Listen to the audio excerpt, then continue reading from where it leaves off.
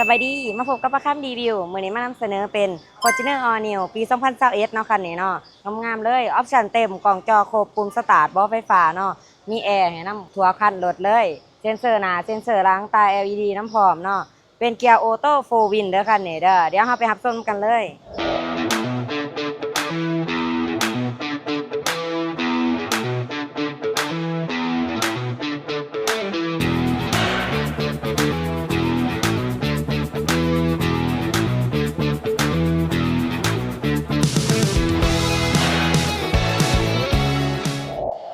สบายดีทั้งสองเองเจเอ็นราคารถเล่า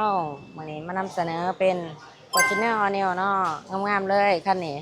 ออปชั่นเต็มเนาะกล่องจอครบปุ่มสตาร์ทบ่ไฟฟ้าเนาะเป็นตา LED เซ็นเซอร์หน้าเซ็นเซอร์หลังมีกล่องหอบคัน360องศาเลยคันนี้เป็นเกียร์ออโต้4 วินเด้อราคาคันนี้แม่น1,490,000 บาทเนาะจ่ายสดจ่ายผ่อนเป็นเดือนเป็นปีได้เด้อมามาลงกันได้เนาะเอารถมาแหลกมาเปลี่ยนมาเทิร์นได้โทรก่อนทุกครั้ง9733โต679หรือติดต่อมาที่2 ทางเฮา JN เล่าคารถลาวเนาะจะมีปุ่มสมาร์ทคีย์ให้น้ำพร้อมเนาะอยู่ประตูเดี๋ยวจะพาเบิ่งข้างในน้ำกันเลยว้าวข้างในสะอาดเนาะงามๆเลยฮอบอหนังสีดำให้เด้อจากโรงงานเลยเนาะเป็นบอไฟฟ้าเด้อตัวนี้ปรับได้8ระดับบอไฟฟ้าคูลมาเบิ่งข้างหลังน้ำกันอีกเนาะข้างหลังก็งามๆเลยฮอบอหนังเบิดคันเลยคันนี้เนาะจากโรงงานโคตรสะอาดแห้งเพดออกเพดานยังสะอาดอยู่เด้อแอร์มีให้ครบทุกที่นั่งเลยพวงมาลัยมัลติฟังก์ชันเนาะมีหน้าปัดให้งามๆเลยหน้าจอเนาะงามๆแบบนี้เลยเป็นหน้าจอสัมผัสเด้อและระบบแอร์ก็เป็นระบบออโต้เนาะนี่ถ้ามักออโต้ให้มันปรับเองมันเฮาก็บีบใส่ออโต้เลยเนาะคันเฮาอยากปิดเฮาก็ปิดวันนี้อันนี้เป็นออโต้เนาะเปิดได้ตามระดับเลยมากินแห้งเย็นคอยเป็นเกียร์คันนี้เป็นเกียร์ออโต้เด้อเกียร์ออโต้4 วินเนาะมี4 วินให้น้ำพร้อมสะดวกสบายเหมาะกับการใส่เวียกใส่งานเนาะตาบอดตาบโลงามๆเลยเต็ม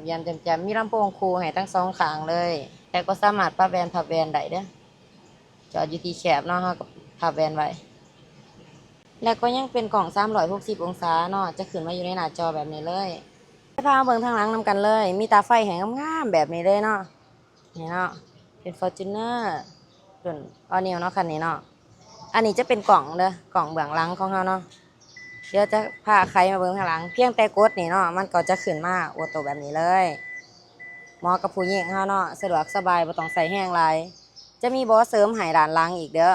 เมื่อเฮาต้องการที่จะนั่งเนาะมีคนหลายเฮาก็กดลงแล้วก็เอาลงเนาะนี่งามๆแบบนี้เลยใหม่ๆเอี่ยมๆเนาะสะอาดสะอ้างแอร์นี่มีครบทุกบอนนั่งเลยเด้อแอร์เบื้องหลังก็เย็นอีกเนาะมีให้ครบเลยหัวหนออยู่ครบทุกจุดทุกเม็ดรถเดิมๆบ่เคยตำเคยเปลี่ยนเด้อทุกท่านเด้อรถคันนี้มันเป็นปี2021เนาะมีตาไฟให้ครบสุดเด้อนี่สะดวกสบายแฮงเนาะเมื่อเฮาจะปิดลงเนาะมันจะมีเครื่องไม้อยู่บนนี่เฮาแค่บีบเฉยๆนี่มันก็ลงมาแบบนี้เลยประหยัดแฮงเนาะสะดวกสบายกระดิกกระแจยางสกรัวเฮาก็มีให้ครบเด้อมีเซ็นเซอร์ด้านหลังแล้วก็ยังมีเซ็นเซอร์ด้านหน้าให้น้ำพร้อมอยู่เด้อย่ามาเบิ่งของจักรของเครื่องนํกันเลยจักรใหม่ๆเนาะเสียงคือว่านิ่มเนาะซ้ำนี่เนาะเสียงยังนิ่มๆอยู่เด้อ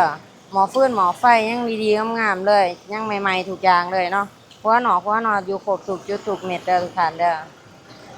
นี่เนาะรถเดิมแท้บ่ตำบ่เปลี่ยนเนาะตัว R ตัว L อยู่ครบโลโก้ของ Toyota ก็ยังอยู่ครบเนาะเป็นฟ้ากระโปรงเดิมเด้อ